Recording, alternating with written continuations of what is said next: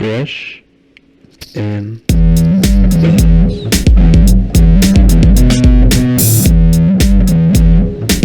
All right, welcome back to another episode of Fresh and Buds. I'm your host, Tommy Fresh. You are all my buds, and we are joined once again by an awesome bud, one of my favorites, all the way from Australia, Mr. Kale from DeadSummerArt on YouTube. How you doing, buddy? I'm doing good. I love the fact that I get to come back. Yeah. Well, you know, I will say your episode that we did in March now, it's like, seems like a time has no meaning anymore. But we had so much fun just like chatting about lore and just getting to know you and kind of like basically welcome you into the Buds community. And it was awesome. And I couldn't, when I was kind of approaching year 2 of Fresh and Buds, I was like, well, I want to have like some consistent repeat guests. And I thought, well, lore is a huge part of this game. It's something that I really love to learn about because I'm just not as in tune with it, just because I don't know, I just don't have the time. So why not get someone who is, and that I enjoy their company, and that's you, Kale. So welcome back. Thank you. Yeah. Well, before we get to the main show today, I want to shout out the Patreon, which you can find in the show notes. It helps keep the lights on, the mic's hot. You get some bonus episodes on there. You get the stickers. You can submit decks to be reviewed on the Bud Rush Bellow, the live show that we do every week. Another thing that you get is a membership card to the Romping Club, which is you get a cool little membership card, and you also get access to a channel in the Buds Discord called the Romping Club, where you and the patrons can hang out and chat, and it's cool. And also shout out to the Buds Discord. It's a great community, which is very free to join. So please check that out as well. We chat about all kinds of stuff. We play games. It is a ton of fun there. And speaking of the Bud Rush Bellow, I want to shout out the Bud Rush Bellow. If you haven't tuned in yet, it is our live podcast that myself and Mr. Viz, aka Gary, do every week, Wednesdays, 9:30 Eastern on YouTube. It's a live stream.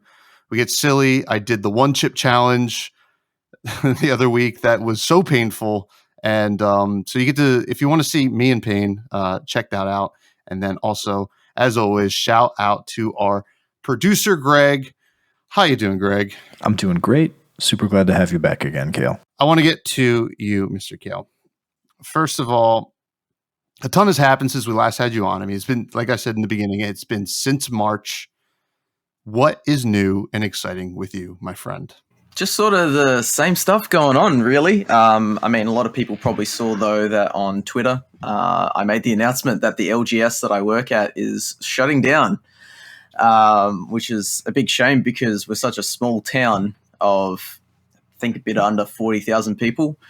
And we are the only LGS, which means all the Flesh and Blood players, including myself, are going to be losing our home. So no.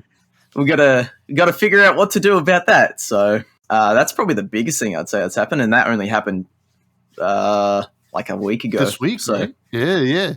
I saw that, and I remember when we had you on, you had talked about the LGS because you also worked there, and I mean, you say like 40,000 people in an area is still a ton of people.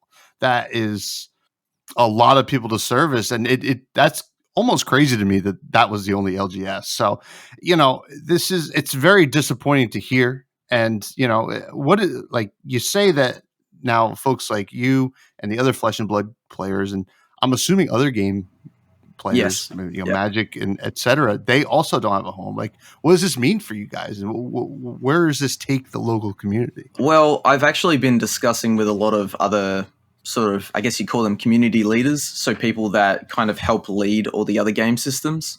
I've been talking with them about maybe forming some sort of not-for-profit gaming club just to keep the community going. So I've actually been most concerned about the community rather than the loss of a job because, you know, you can always find a job at it might be hard, but jobs are always going to be around. But like a gaming community, it was very hard as it was to get the amount of people that we got together at the game store. And I really don't want anyone to sort of lose out on that spot, because we had so many people after the announcement come into the store, and they were, different forms of upset or angry at the situation, not us, but just the situation in general, saying that, this was a safe space for them to come and hang out and, free of any judgment, no matter your race, gender, sexuality, anything like that. You're welcome to come down and play. And now that's disappearing. So it's been tough for a lot of people. That's very tough, and it's interesting that you're saying something like kind of like a community driven like space. I imagine that would look like basically meetups at like I don't know. I used to do them like for board games years ago, like random. We have a chain in the States called Panera Bread. It's just like a cafe, like a fast food cafe place, and we would just meet up with random people to play board games. Now, would that be something that you would look to do, except kind of a little bit more focused, like, hey, Flesh and Blood group meets at this bookstore or this cafe on Wednesday evenings or something like that? Yeah, for sure. I've been running around town having a look at different venues that we can try hire out, because I sort of also help look after a lot of the game systems other than Flesh and Blood at the LGS. I was just an event coordinator in general. So I have heavy ties with quite a lot of game systems, and I want them all to thrive. So I've been looking at different venues that maybe we can do like a weekly thing, pay X amount of money, rent out the space. The hardest part with where I live is not necessarily the amount of players, but just the fact that the community has been so splintered for so long. There's a ton of gamers out there playing different games that I have never met. And I've met a lot of people in the community. So, it took, for the entire lifespan of the LGS, which was about 6 years, it took pretty much all 6 years for us to really form a solid community. And, that just goes to show how splintered the community is here. And also the fact that we have other very small towns nearby where I live that also travel to my town to play. So, there's people scattered everywhere, and we're just trying to keep it all together. It's like herding cats. So yeah, it sounds like it. Now, where is the closest LGS now that this one is gone? Technically, the closest one would be, because I don't think any of these smaller towns around the place really have like a proper space. So I'd say probably the closest like full LGS is probably about 450 kilometers away, which for Americans, it's about a 4.5 to 5 hour drive. It's in the capital city of Western Australia, which is Perth. So okay, so yeah, Perth, which is like far for you. So that's I'm a foreigner. That's good to know, about 4.5 hours.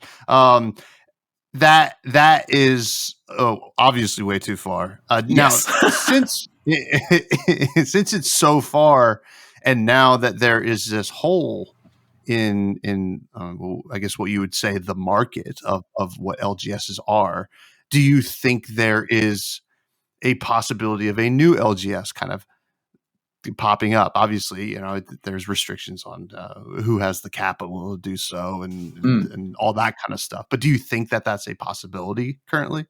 I think it's inevitable. I mean, the LGS that is closing down that I work at isn't the first in my town, and it definitely won't be the last. All the others have faced similar issues to what we have, which is part of the reason why we have to shut down. The biggest thing is just the state of the world economy at the moment, because we are kind of either heading into or kind of are in a global recession, which doesn't make things easy. No. But it's inevitable. I mean, we've got plenty of people in the community that have already considered making one in the past, and just finding the right time to do it. We've even had someone throw an offer at buying the LGS from us, but we're not sure if that's going to really go anywhere. So, yeah, it's inevitable. I mean, there will always be people wanting to make a game store and have a space to play.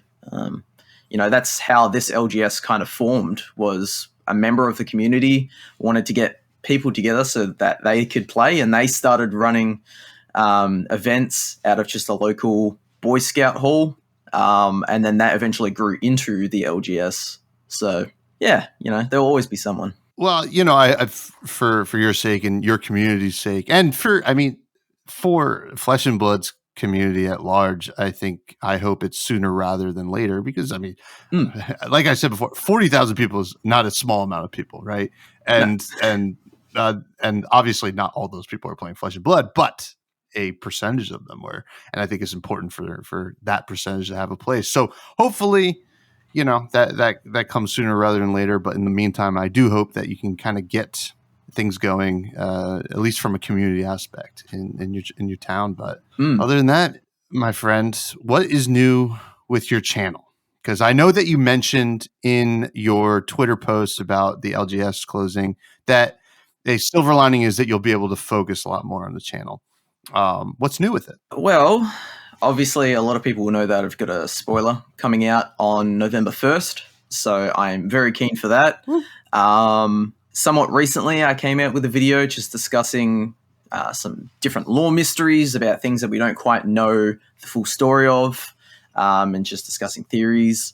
But in terms of what I'm working on at the moment, aside from the spoiler video, I'm going to go back and remaster my first ever video, which was like a discussion of just the world of Wraith at large, the different regions.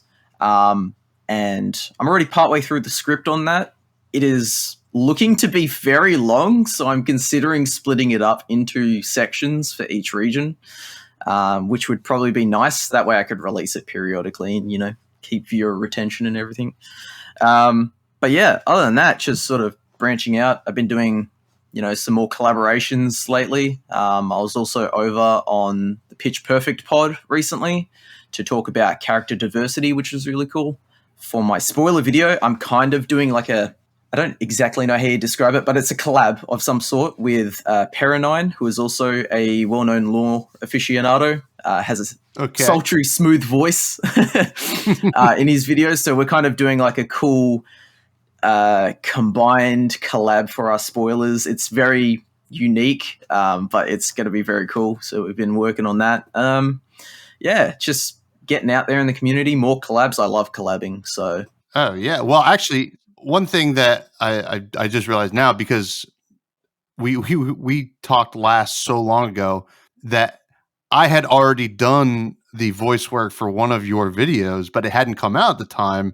And yes. I gotta say, I got to voice Oldham, which was pretty cool, and it was so cool. I was just honored to be a part of it. And honestly, I will say that your videos, and I said it before, I love your content.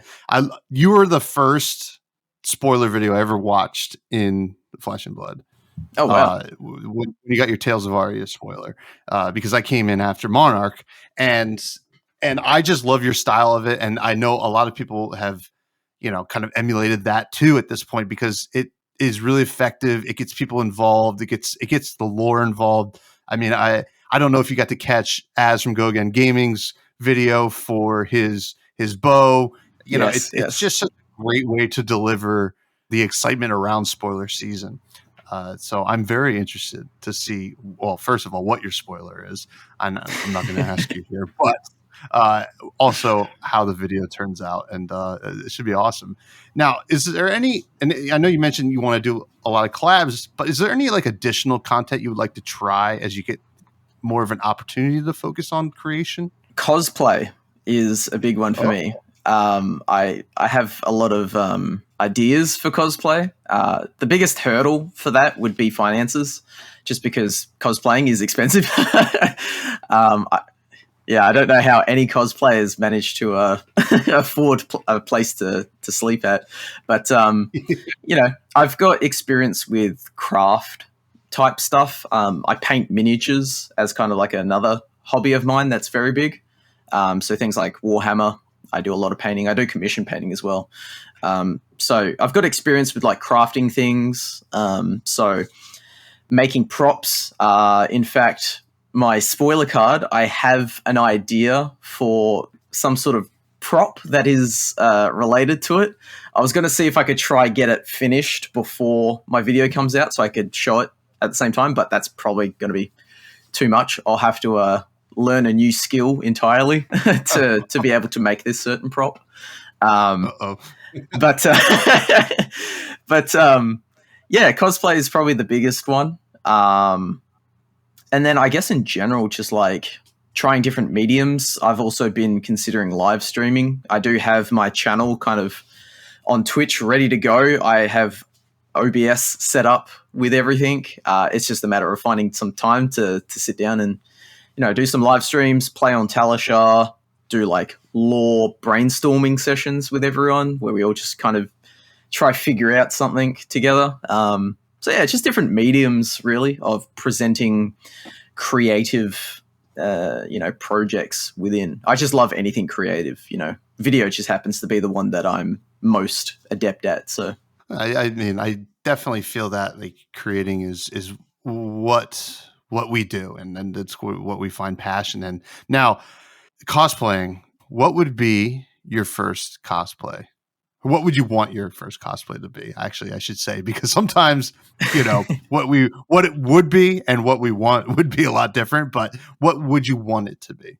Initially, my thought was Viserai and doing up like full armor, but Ooh. I'm actually thinking, just due to, I don't know, how LSS perceives me, it would make a lot of sense. Lord Sutcliffe.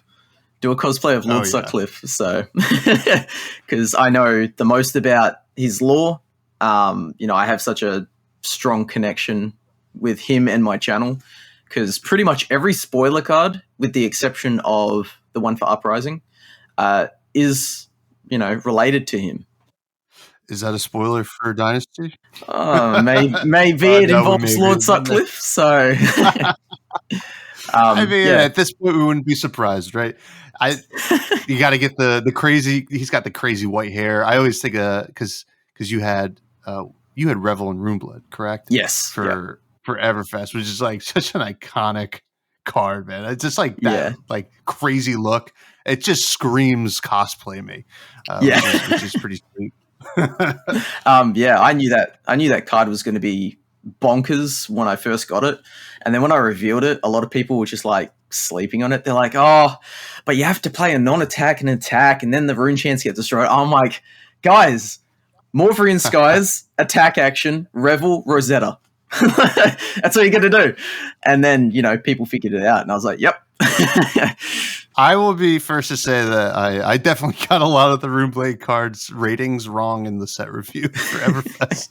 And my co-host of the Blood Rush Bellow, Gary, lets me know about that constantly, which is great. But I will believe the hype on almost any Runeblade card at this point. So I'm excited. So I don't remember. I don't think I was doing the fresh faves in its official form when we first had you on. Now, fresh faves, when I ask your favorite versions of cards, and if we did, that's okay.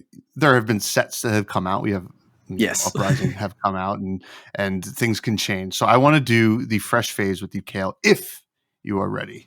Yes, I definitely am. First, who is your favorite hero?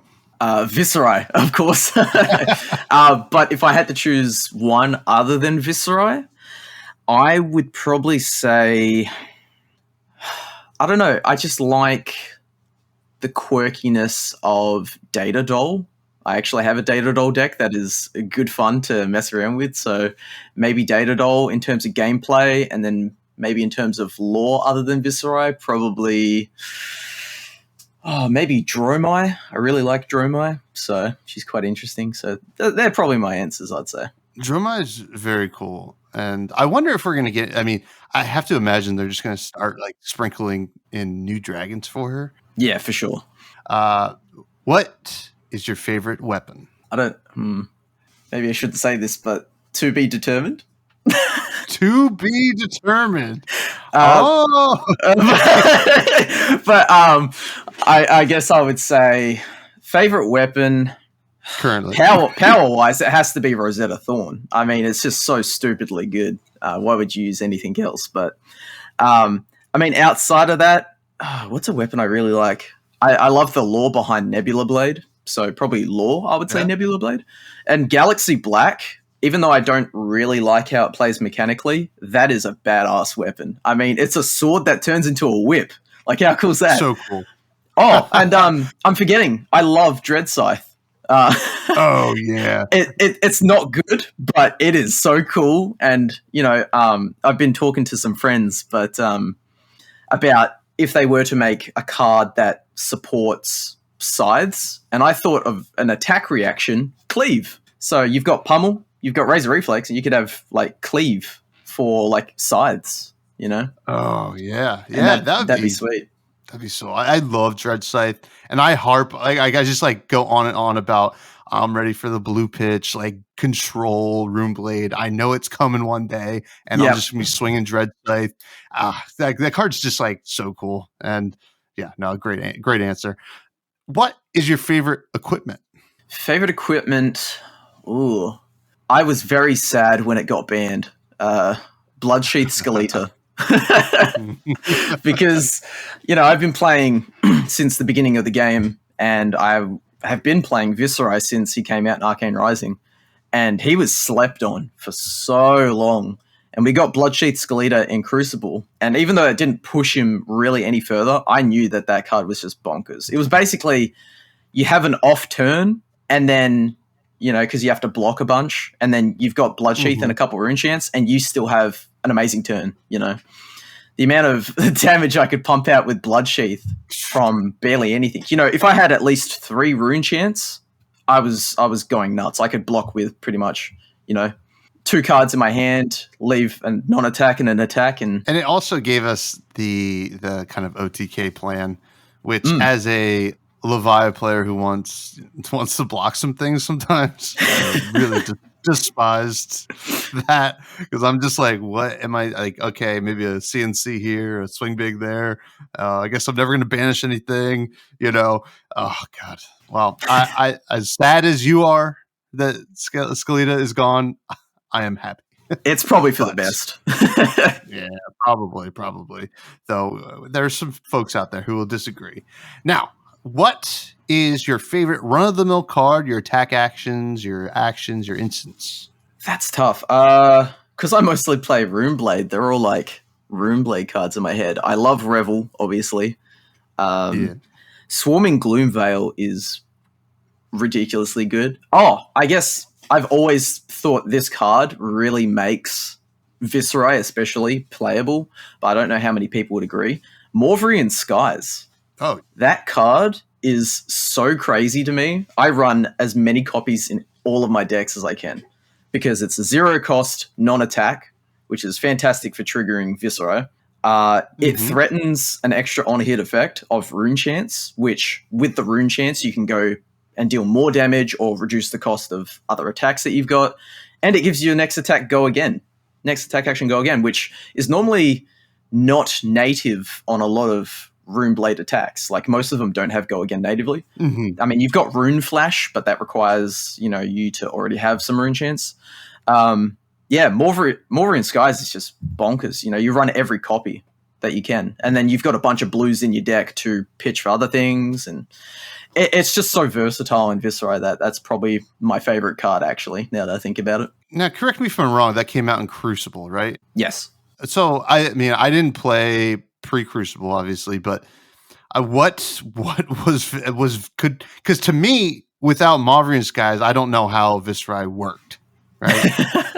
because like that card is like so crucial to the deck. I mean, I don't even what did the Viserai deck even look like?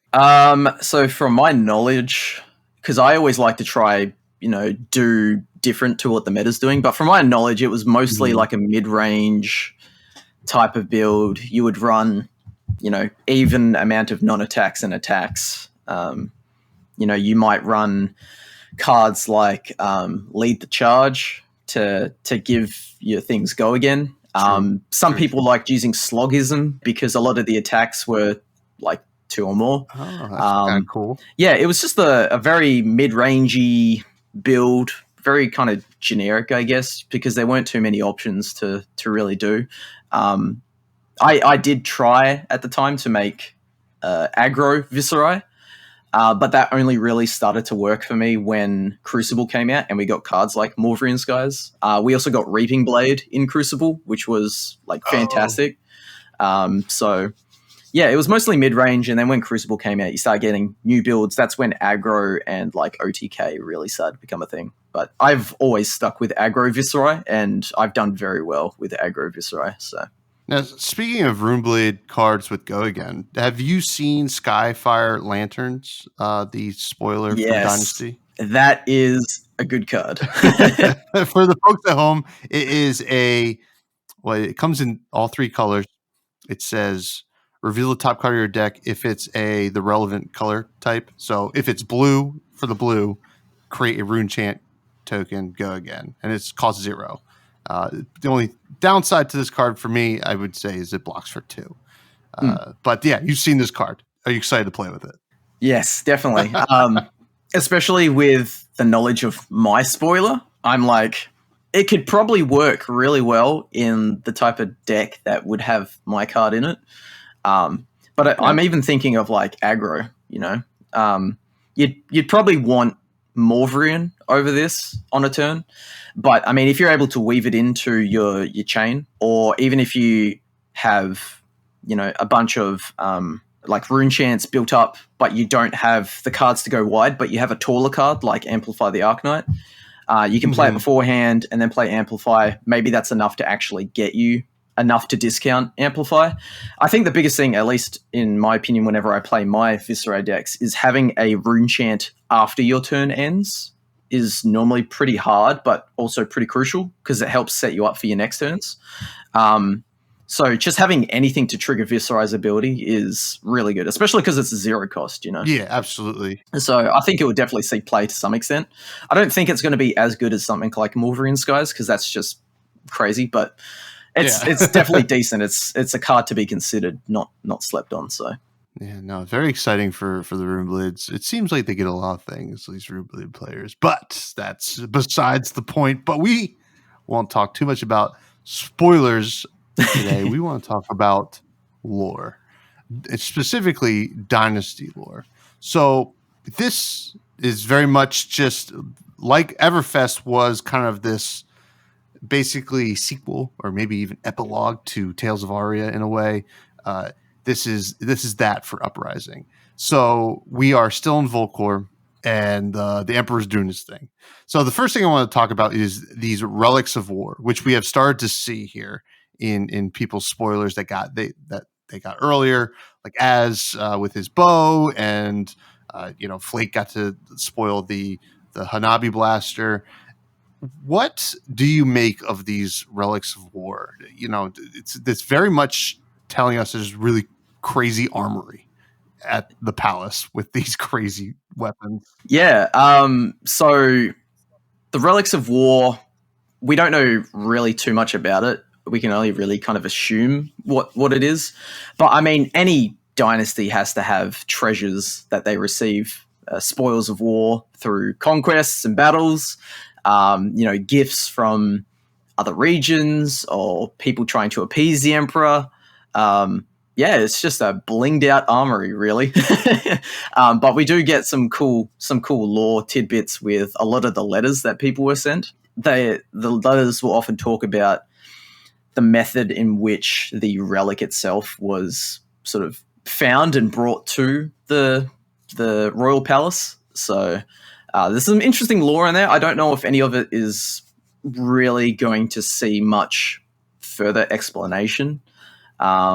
I think a lot of it might just be one-off for the sake of, fluff for the spoiler season.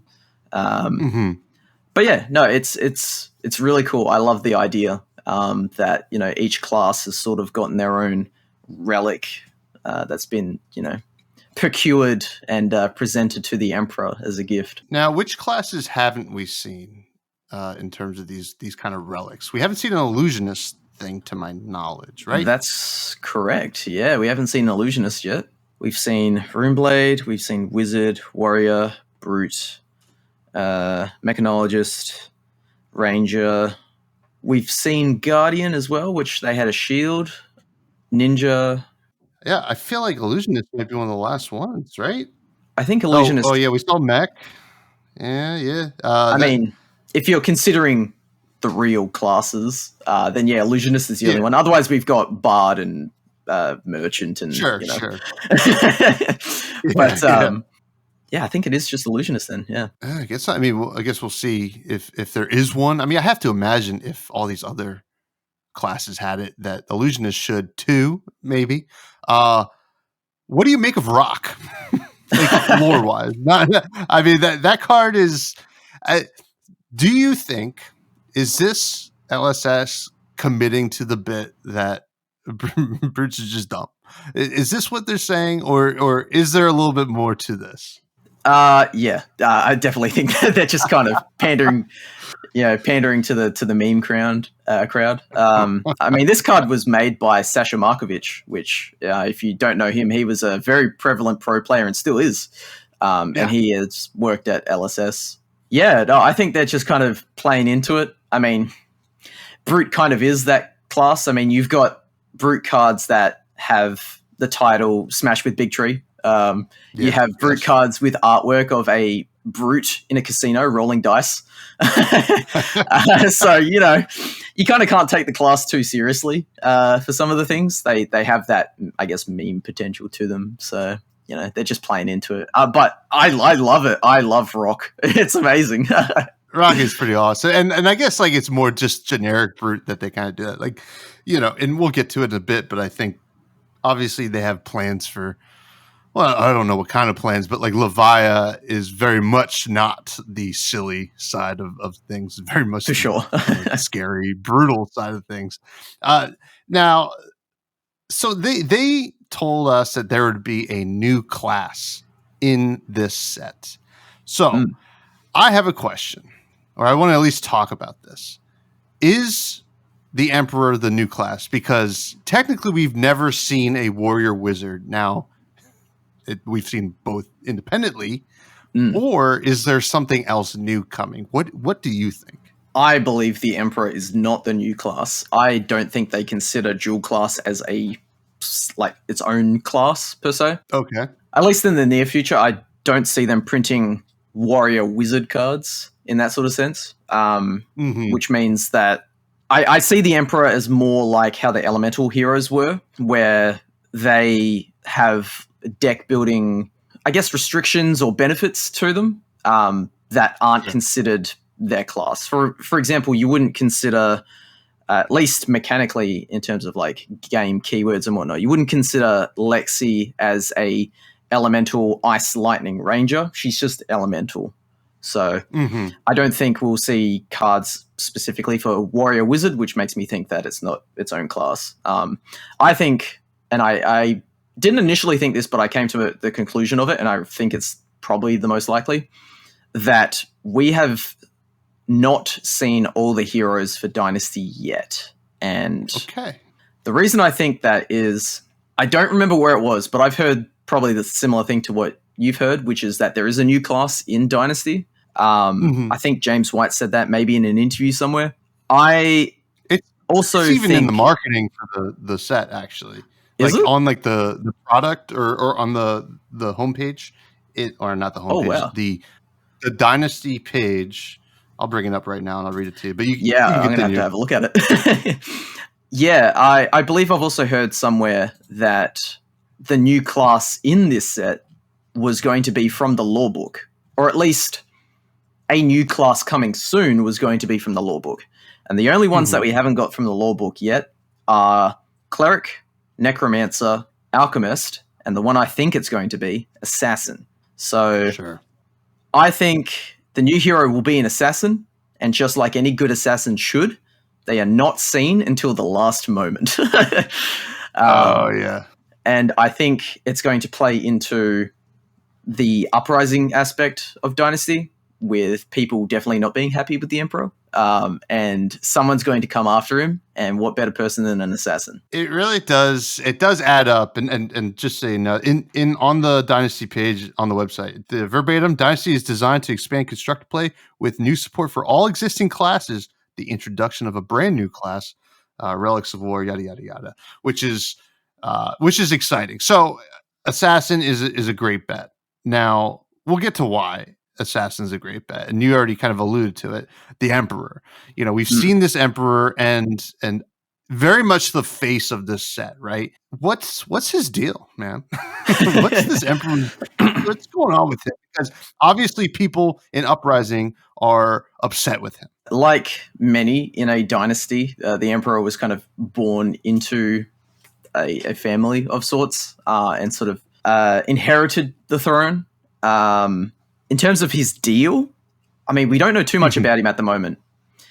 There does seem to be some sort of, I guess, good intentions behind what he does. He definitely does seem like he really cares about keeping Volcor safe and, prospering. But we do also know from the lore tidbits that he is communing with an Aesir, which, for those not familiar with Aesir, we don't know much about him at the moment, but these are very powerful beings, and they appear to be, at least from this lore, we kind of have confirmation that it appears that each region of Wraith and the talent that those regions have are tied to the Aesir. So the Draconic talent directly comes from the Aesir that is in Volcor, which is spoken of as myth of a mighty dragon-like beast that created Volcor and slumbered under Mount Volcor. And it is the reason why the Draconic bloodline is a thing, why Wizards of Volcor have an affinity for fire and using it as part of their spells. So we don't know if the Aesir are really good or not. The Disciples of Pain, which is the group that Chain is a part of, are actively trying to stop the Aesir. So whatever they know might shed some more light on it. And speaking of light, I also think that Sol, the entity that the Solanians worship, is probably the Aesir of light. So whether or not the Aesir are benevolent or malevolent, don't know yet. But now, so you mentioned Sol. Who is the Aesir of the Shadow? Is that like Blasphemous? Because, or is he just a separate demon in general? I think the Embra are to the Aesir of Shadow as the Heralds are to the Aesir of Light. So with Sol, you have the Heralds, like Herald of Erudition, Wartoon Herald, etc. I think that the Embra are very similar to that. So they're like parts of a greater whole, I feel like. And, if you look at the names for the Embra, you have Ursa, the Soul Reaper, and then you have Blasmaphet, the Soul Harvester. Soul Harvester and Soul Reaper are kind of very similar in naming conventions to the Heralds, because the Heralds also have titles. So the Heralds do have names, but they have a title. So Herald of Erudition, Herald of Triumph, so I feel like there could definitely be more Soul whatever Embras, maybe Soul Destroyers or something like that. So it definitely seems like there's kind of like a counterpart play between the light and the shadow. But yeah, I think we haven't seen or are aware of the Aesir of Shadow yet. I think that's to be determined. That's pretty cool. So we don't know if this Aesir in Volcor is good or bad, but certainly giving a lot of power to this Emperor. Yes. Do you think the Emperor, while you say he has good intentions, is that a vehicle for perhaps some tyrant behavior, which has led to uprising? Is that something that we're seeing? For sure. I mean, all throughout history in real life, we've seen people that you could argue have had good intentions, but have gone about it the completely wrong way. Plenty of kings and queens that have ruled with an iron fist to try protect their nation. Yeah, I like that everything in Flesh and Blood is not cut and dry. It's very grey a lot of the time. you know, a lot of people will look at, say, Sol and Solana, for example, and think, oh, they're the good guys. And they would look at the Demonastary and like the Disciples of Pain. Oh, they're the bad guys. But really, if you look into it, there's a lot more to it. I definitely think there's a reason why the heroes that we see on hero cards are specifically called heroes, even if they might not seem like it.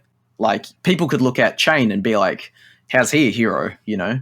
But to him, he is pursuing something that is, you know, for the betterment of humanity, which, you know, it all comes down to subjectivity and what people think is good and bad. And, you know, that's what makes it great. You know, it's up for interpretation. So the Emperor could definitely be considered a tyrant, but, you know, it's what he's doing. So yeah, much like Levi was just just had a survival tough childhood and basically overcame it. You know, it's kind of not really much of a touching story, but it's kind of inspiring, I guess, if you can really I guess sift through that. But now in the lore we do, or in the tidbits that they gave us, especially on the Emperor, there is, and I don't know if I'm going to pronounce this correctly, but there is mention of Zathari, I think is the pronunciation, his fire seer. And I think we've seen some art of Zathari as well, yes, or at least allegedly some art. And do you think this is just a character in the story, or is fire, or is like maybe a draconic seer some kind of class we will see eventually, or what's your take on Zathari? Well, I know a lot of people have been talking about Zathari as a potential hero. Hate to burst everyone's bubble, he is dead. He got torn to shreds by one of Dromai's dragons. So in terms of him being in Dynasty, I highly doubt it. I mean, if the story of him dying was kind of after Uprising, after Dynasty, then yeah, for sure. I do like the idea of Seer as a class. I don't know how similar it would be to Wizard. That's the thing with a lot of the classes in Flesh and Blood. You don't want them to start to seem too similar, like flavor-wise and thematic-wise. You know, you might be able to make a Seer that's quite different from Wizard, but thematically, you know, it's very similar. You know, if they will make a Sorcerer class, it's like, what's the difference between that and a Wizard, you know? Yeah. I do like the idea of a Seer at some point, but yeah, Zathari, he's dead. He's gone. So, R.I.P. Zathari. Sorry, we hardly knew you. I mean, we were getting ready to get to know you, and Kale's here to tell you we're not going to. Yeah. Now, I wanted to incorporate one of the listener questions into this part of the discussion. This comes from Salty Sea Cat, who says, looking at the upcoming armory mats and seeing the lanterns with the turn of events with Dromai, do you think the Emperor will be assassinated in Dynasty? And this kind of leads and ties into your theory about assassin being the new class. I mean, story-wise, yes, it's a possibility. I don't know how they would feel about canonically killing off a hero that has a hero card. I feel like that when that happens, where a hero actually dies that has a hero card, I don't know how they're going to handle that, because it seems like they kind of want to keep all the heroes that are on cards like alive, because there's always been like a dichotomy in card games between flavor and function, where, you know, for example, if we were to say like Magic the Gathering, you can have a peasant farmer from Innistrad who lives in like the 1500s, witch hunting times or whatever, flying a futuristic steampunk helicopter. So, you know, or you can equip multiple pairs of boots onto a dragon, you know. So there always has to be some sort of compromise when it comes to flavor and function. Function kind of has to overrule for the sake of it being a game. But, you know, I think it's possible. I don't know if they would kill off the Emperor as soon as he gets a hero card. Maybe he would have a attempted assassination attempt like happen against him, and he survives, and maybe he's wounded and he flees. That could be cool. But yeah, I mean, it's definitely a possibility. As to who would do it, probably Dromai is the biggest thing. a lot of people would probably expect Fi to do it because he's the head of the Uprising. But, I mean, we've already seen Dromite kill her cohorts. She killed Zathari, and she was kind of, teamed up with him. And she is determined to kind of carve out her own path in Volcor. And then there's also the possibility of Kasai. But I think Kasai is more focused on getting revenge on the specific general that killed her father, rather than the Emperor himself. I mean, she doesn't care for politics of Volcor, and that's evident on the flavor text of Outland Skirmisher. She says, Drakai, Volkai, it's all the same to me. So, she's probably too concerned with other matters at this point in time. But, it could be cool if we did get a reclassed version of Kasai as an assassin. That would be really cool. That would be pretty neat. And, something that kind of approaching that functionality versus flavor idea. So in Everfest, we saw Icelander get spoiled as a young hero, and then we got her as an adult hero. Do you think this assassin will be spoiled as a young hero that we eventually get as an adult hero? Yeah, I would say so. I think, at least for supplemental sets, with the exception of Starvo, just because he already existed as a adult hero before that set, all supplemental sets have had young heroes. And it makes sense because supplemental is just support, and they definitely consider Classic Constructed as their main bread and butter, and Blitz is more of a supporting role, although we're kind of seeing a bit of a change in that.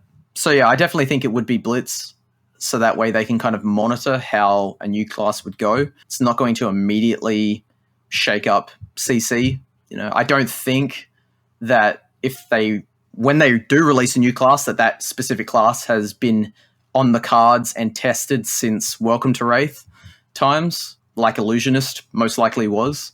So I think they would probably want to slowly introduce new classes and just sort of test the waters to make sure that they're not breaking any core fundamental rules of the game. So, well, it's okay. Okay, so here's the follow-up question. Now, if they in fact just introduced this brand new class, right, in this set as a young hero, you would also have to print cards, like your actions, attack actions, in order for you to play. I mean, I guess you just play all generics or whatever. Do you think that is something that they would do? I will say I never look at the numbering in a set before it comes out, because I don't know. It kind of sometimes takes away the magic to me. Do you think that they will jam in some, like, let's say we got the assassin or whatever, or necromancer or whatever? Do you think they would jam in some of those cards as well? They would jam in some, but they wouldn't go all out like they would in a normal standalone set.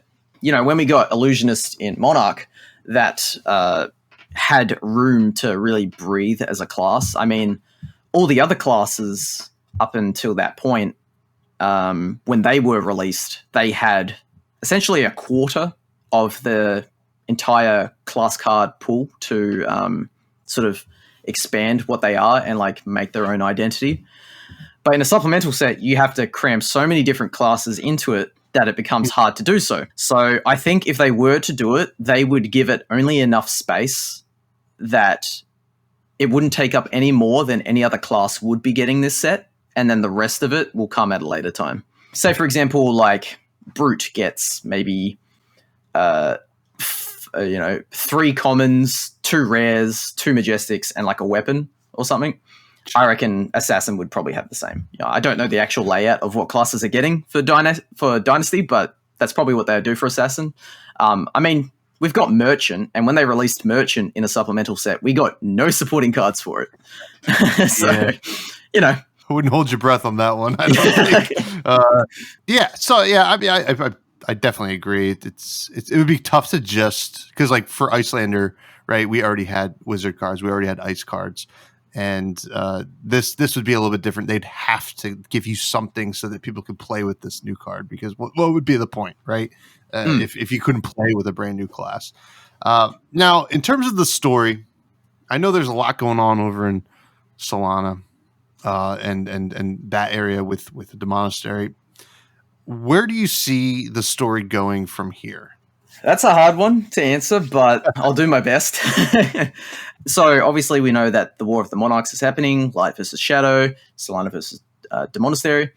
We did see the latest sort of update to that story was Morlock Hill, which was a short story where I think Prism might have been a part of it, or maybe not. But Bolton definitely was with Dorinthia, where they're on the front lines fighting against the Old Ones and the forces of the Monastery.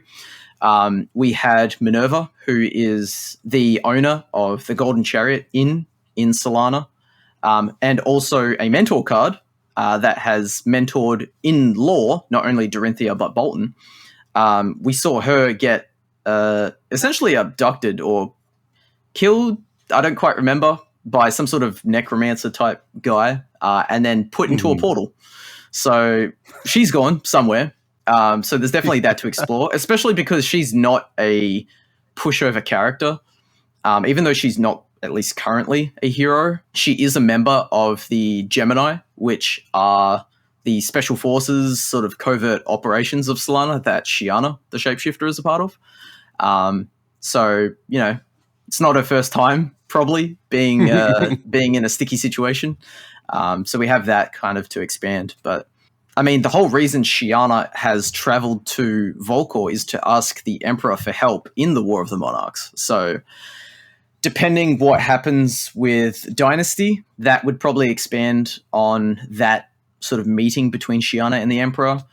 If the Emperor dies, what will Shiana do then? Will she be able to convince whoever takes over the Emperor's spot to help? Will the Emperor, if he does stay around as the Emperor, will he even help in the War of the Monarchs? So there's kind of like the more political side to the war is happening, and the ripple effects of the war is starting to make its way all over Wraith. So we've already seen cards hinting towards Mysterians being aware of the War of the Monarchs and sort of feeling that something is coming. Data Doll in Metrics, whether or not it's relating to the War of the Monarchs, we're not sure, but she also is aware of something coming. So I definitely think there's some sort of really big event that we're coming towards, but I don't know what it is yet. Realistically, we'll just have to wait and see, but it seems like it will probably culminate in the full reveal of whatever the Aesir are, because that is the big question at the moment, is the Aesir, because essentially that's what the war is fought over. The Monastery wants to kill the Aesir, and Solana wants to, stop them. So keep them alive. Now, I guess the question is, so the next set, because we've had Monarch, right, where we got introduced to Light and Shadow, and then we have not gotten any Light and Shadow support since then, right? Do you think the next draft set in Q1 will return to that story, maybe with whatever happens in Dynasty, and then we start to get some more Light and Shadow cards? It makes sense, maybe even to introduce like Necromancer or anything like that. I don't want to jump to any conclusions. And something that makes me think this is we saw that in ProQuest Season 1, there is Soraya sleeves. Now, correct me if I'm wrong, Soraya is the Herald of Erudition? yes, that's correct. Now, it's weird that they're just calling her Soraya, not Herald of Erudition. Is this hinting at the next Light Illusionist?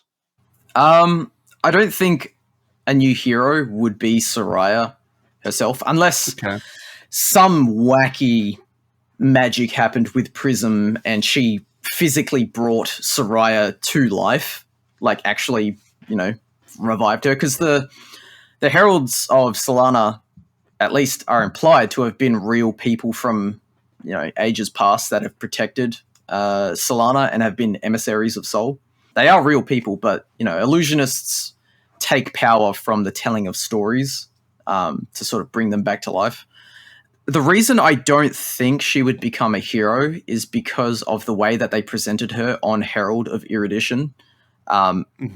Like, for example, I made this counterpoint on the Facebook group. Wouldn't it be weird if before Prism came out, we had a Light Illusionist card that showed Prism and was called Solanian Illusionist. And then after that card was released, we got her made into a hero. Like, that would seem a little bit weird because they've so heavily defined what the character is within a single card that to turn it into a hero seems kind of a bit odd to me. I mean, we've seen heroes like Volda. She was previously on 2 cards, Cranial Crush and Cartilage Crush, but she wasn't fully defined as a character on those cards. Like, the card itself wasn't a depiction of her. It was just something she was doing, but, you know, any other character could probably do. So yeah, for the Herald of Erudition card to be so defining of Soraya seems a bit odd. But then the counterpoint to that is the fact that, like you said, the sleeves, they are referred to as Soraya sleeves, not Herald of Erudition sleeves, which implies that it's probably new artwork.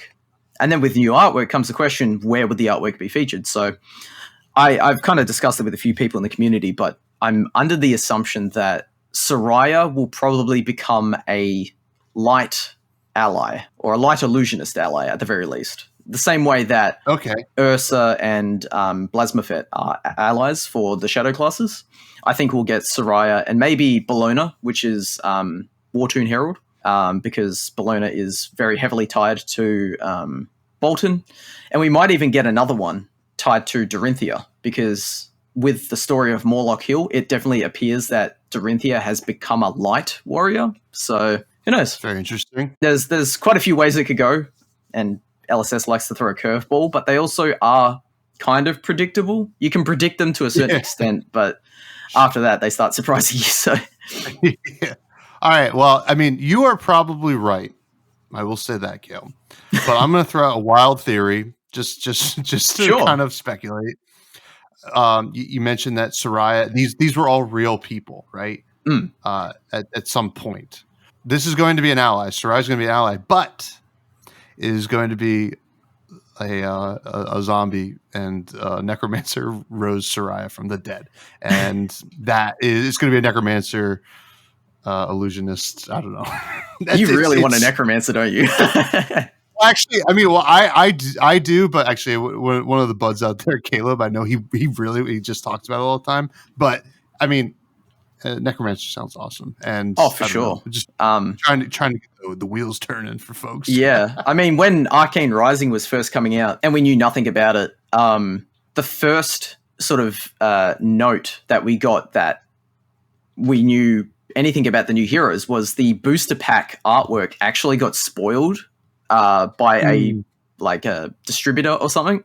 So we actually saw images of all the heroes. And when we saw Viserai, everyone, including myself at the time, was adamant that every class that we saw in the lore book was going to become a real class. So looking through the lore book, there was no Runeblade in the lore book, but we saw Necromancer. And this guy has, purple coming out of him, all this purple dark energy. At the back of the lore book, there is actually some teaser images for Arcane Rising. We see artwork and some text of Take Aim for Ranger, Pour the Mold for Mechanologist. We saw Scalding Rain for Wizard, and we saw Read the Runes for Runeblade. So we saw this artwork of Read the Runes, which we didn't know the name of it at the time, of someone doing necromancy, because the person in that artwork is a necromancer, Corva. And we saw a bunch of Latin text next to it as well, which when translated ended up being very necromantic in nature. So we all thought Viserai was going to be a necromancer, and then he came out as a Runeblade. So we're like, oh, okay.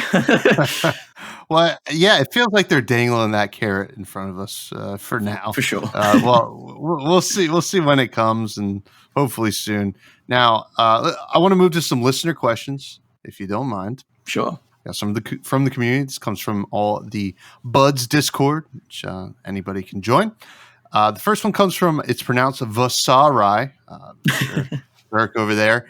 He is a local. From what we've seen so far, who or what would you want as the first quote unquote final boss of a PvE expansion, and why?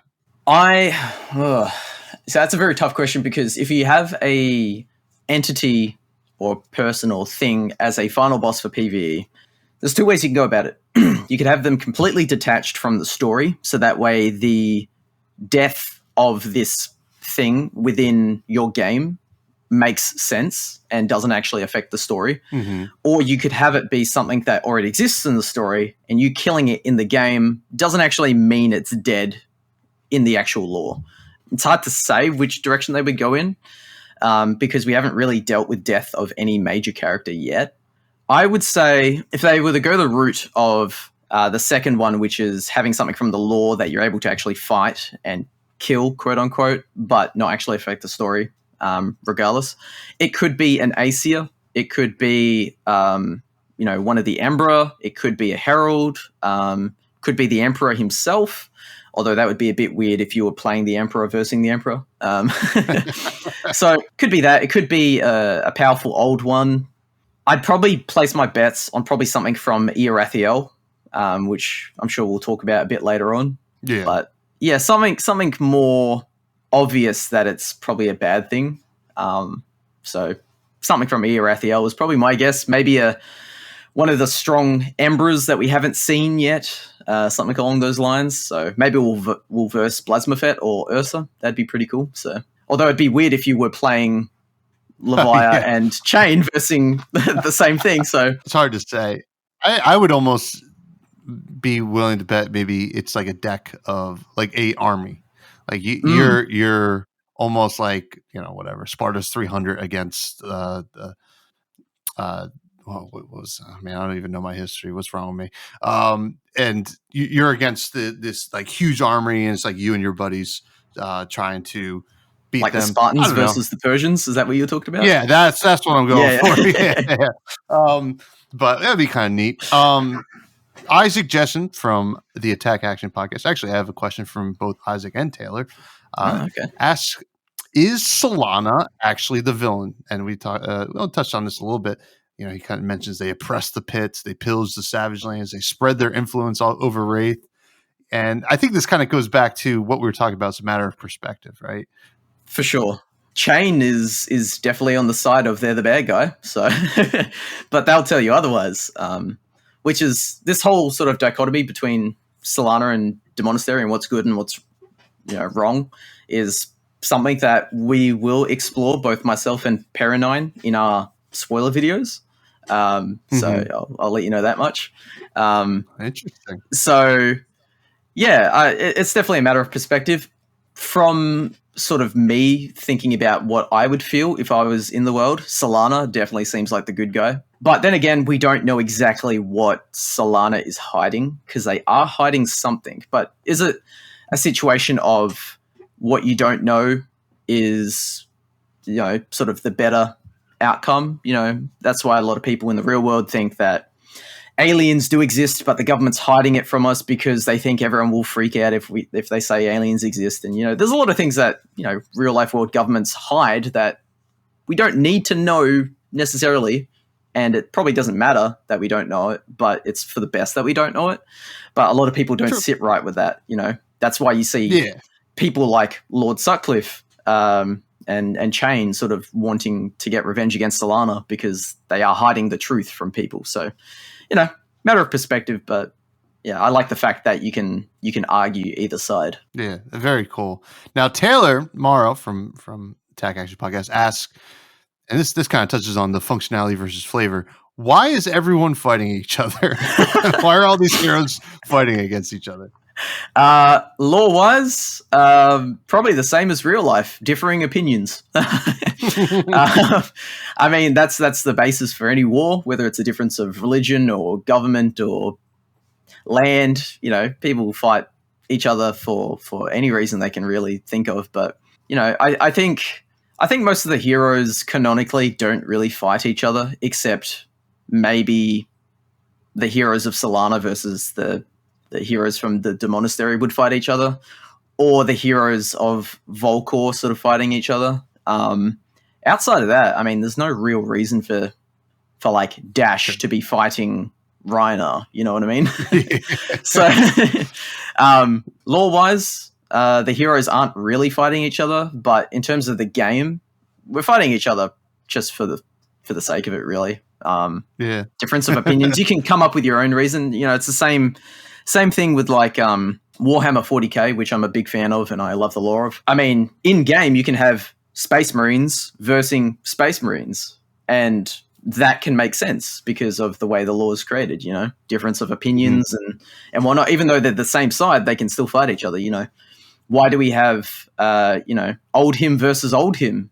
How do you get two heroes fighting, you know, themselves, you know?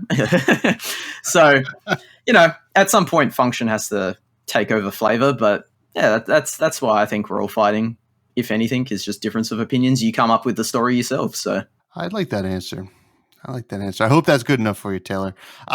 Next, we have a question from Capolo, who asks, is there a secret relationship in Wraith that we don't know about yet? It's like secret siblings or secret parentage or even love interests, you think? I mean, I'm sure he would know. He is the Prophet after all. So why does he have to ask questions? I don't know. Is this blood? Yeah. I mean, the only real relationship in any sense that we've really gotten would be Dromai and Phi. The fact that they are half siblings. For anyone that doesn't know, they are siblings. Not by blood, but Dromai was adopted into Phi's family, essentially. But outside of that, I guess the major ones to talk about would be, there is a theory floating around, which is kind of interesting. Someone theorized this and told me about it. There are people out there that believe that Icelander is actually the daughter of the Emperor, which would be bonkers if that was true. Because Icelander is on a journey of discovery at the moment. We do know her real name, Lyra. We do know that her mother, I believe, sold her into slavery. But we don't know who her father is. And there is a strong tie between Icelander and her powers and Volcor. So who knows? That it's a bit of a wild theory, but it would be very cool if we did see that. I guess in terms of romantically, I don't see any of the heroes really romantically possibly being involved at this point in time. I mean, there is like a budding relationship between the heroes from Aria. They have their own adventuring sort of party now with Oldhim, Lexi, and Briar. I guess I could see maybe Lexi and Briar having a relationship. I don't think Oldhim is probably any of their types. I don't think so. You know, there is like a camaraderie between Prism and Bolton, but Bolton had a wife who has now died. Irina is kind of represented on a card, Irina's Prayer. Oh, interesting. And he has a kid. So, you know, that's a bit of, you know, a bit of baggage, I guess, is, you know, Bolton has a dead wife and a child. So, but, you know, it'd be very interesting to start to see romantic relationships. I mean, it'd be cool for them to explore as long as they do it organically and naturally and not just kind of shoehorning it in for the sake of having a romance, you know, to up the tension. Yeah, you know, that's the main ones I can think of, really. I do think it'd be interesting to see Bolton's child become a hero at some point. Also, that'd be cool. I'm just gonna go out there and say I'm shipping Rhinar and Datadol for some reason. I don't know. It sounds funny. Next, actually, I'm gonna throw Gary's question to the end of the podcast, but I'm going to skip to Caleb's question, who asked, "Where do you think Viserai is currently?" Last we heard, he opened the gate to Irathiel, and we haven't heard much since. Also, he also kind of asked, "What the hell is that? Irathiel, another world, a dark dimension, hell?" Yeah. So, Irathiel is essentially an alternate dimension of Wraith. It's a dark reflection of Wraith. So, for those of you who have watched Stranger Things, it is the Upside Down. For those of you who have played Dungeons and Dragons, it is the Shadowfell. It's like a mirror image of Wraith, but dark. You know, the easiest way I can sort of explain it is in Dungeons and Dragons, you have the material plane, which is the world, and then you have the Shadowfell, which is like a dark reflection, and then you also have the Feywild, which is like a lighter reflection. So I definitely think there is that sort of thing going on with Wraith. I do think there is a possibility that there is a dimension very much like Irathiel, but light, almost like heaven to the hell, if you would say. I wouldn't necessarily say that Irathiel is hell, although it probably would be hell if you were in there. But yeah, it's just a dark reflection of what Wraith is. So where there would be, I don't know if this is canonical, but this is how the Shadowfell works in D&D, where there is a mountain range in Wraith, there could be in Irathiel like a valley instead. You know, it's like the polar opposites. Where there would be a lush forest, there might be a like decaying swamp in the Shadowfell. You know, or Irathiel. I mean, we've got a couple glimpses of Irathiel, but it's very minor, and it just shows desolate, bleak landscapes with very little going on. So that's what it is. In terms of where Viserai is at the moment, if we were to consider Runic Reclamation and the art on that card as canonical, then currently he's still at the Monastery. But I think there's two ways he could go. Either he will tag along with Chain, because Chain is kind of controlling him at the moment and using him as a puppet, or he will fully branch out and sort of get his own free will back. And I reckon he'll return to Volcor because that's where he's from. And I've got a running theory that he's actually a Drakai, one of the higher ups in the Volcor sort of society. And maybe once he was a high-ranking member of the army or a general who died and then washed up on the shores of the Monastery, because he has Aether Affinity, which is the ability to manipulate Aether and magic. And that's a hard thing to come by. And most of the higher-ups in Volcor are the ones that have it. I don't think any Volkai actually have Aether Affinity that we know of. And the fact that when he was named by Lord Sutcliffe, he was given a Volkai name, because it's been confirmed in an article that they released for Uprising that Viserai is a Volkai name, because Volkai names have to follow a specific structure. They have to have I at the end of it, AI, whereas Drakai can use whatever. But when Lord Sutcliffe named Viserai, he didn't know if Viserai was a Drakai or a Volkai. He just sort of assumed. So just because he is named Viserai doesn't necessarily mean he's a Volkai. You know, he could be a Drakai. And I could definitely see him turning up in the story for Dynasty, maybe. Maybe he rocks up and, you know, fucks shit up. I don't know. Does whatever he wants to. But yeah, I definitely think that if we were to get a Draconic Rune Blade, it would be a new form of Viserai. Oh, okay. I mean, that sounds pretty wild. I think folks would really like that. Yeah, that's awesome. Well, hey, listen, Kale, this has been a blast once again. Really love kind of getting your thoughts on all this. You know, the lore is really what drives things home in this game, and it is important to kind of talk about it. You know, because I've always found that top-down design is the best approach to games, because you can't just like, oh, we'll make this card and then we'll figure out what it means later. I think it's better to look at things like for example, look at Rock. It makes sense that you should not have anything in hand to pick up that big rock and swing it. For sure, yeah. So like that, Rock is going to be, I am willing to bet as a Brute player, Rock is going to be like an iconic card for a very long time because of that kind of stuff. So I wanted to thank you, Kale. This has been a pleasure, and I would like for you to plug anything you need to plug. Yeah, thank you for having me. DeadSummerArt on all socials. Twitter is where you'll find me rambling about stuff most of the time. Obviously, I've got YouTube, so go check out my channel. I do have a Facebook. I don't update it as much. It's kind of harder to update that. I do have a TikTok, but I haven't posted on it since Monarch. So I might make some more short form videos on there, just showing off different cool things. Obviously, I mentioned in the show, I've got a Twitch channel now, DeadSummerArt. I think it's DeadSummerArt or DeadSummer. You'll find it. On my Twitter, I have a link to all my socials. So I'll be live streaming on that in the near future. Yeah, that's pretty much all my socials to plug. So spoiler video coming out November 1st. It's a very unique card. There's nothing like it in the game at the moment. So it's very exciting. I think a lot of the buds are going to enjoy it. And I mean, I don't even know what it is. I could just kind of tell from what you've said already that. Yeah, I've dropped a few hints. I Probably said a bit more than maybe I should have, but I like teasing people. Yeah. I mean, I think it said a lot, but not enough. So Yeah.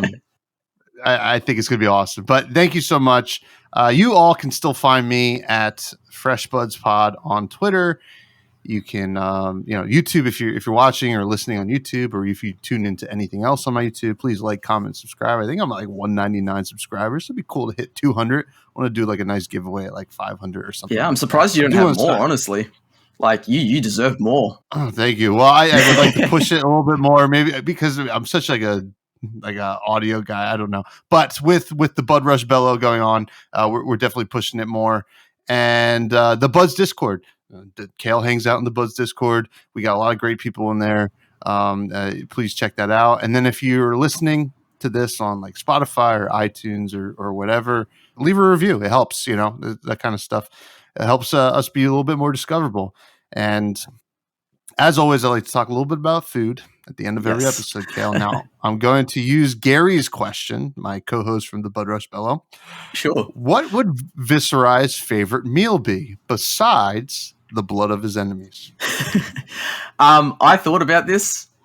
I kind of feel like he would have some sort of like ramen. I don't know. There's something about him that makes me feel like ramen, just because he's from Volcor. So I feel like some sort of like Volcor dish would be appropriate. And Volcor is obviously heavily inspired by Asian culture. So maybe some sort of ramen, or like a barbecue, like Korean barbecue, maybe he'd really enjoy. Yeah. I don't know, because like you just kind of have to think about what he was before he became Viserai, and I mean, it seems like he was like a soldier of some sort. So, a hearty meal, something with good carbs. I don't know, protein. Something efficient, something that he could just slide his helmet up a little bit and just start slurping it. Like I think the ramen's a great answer, actually. That'd be really cool for someone to do artwork of, just Viserai slurping on some ramen. Yeah, and then you got to input him into the background of This Round's on Me. So for whatever reason, he's at that party, just slurping on ramen. Nobody wants to hang out with him because he's weird, but that's a great answer. But that's going to do it for the show. Kale, thank you again so much. And everybody, please have a great week.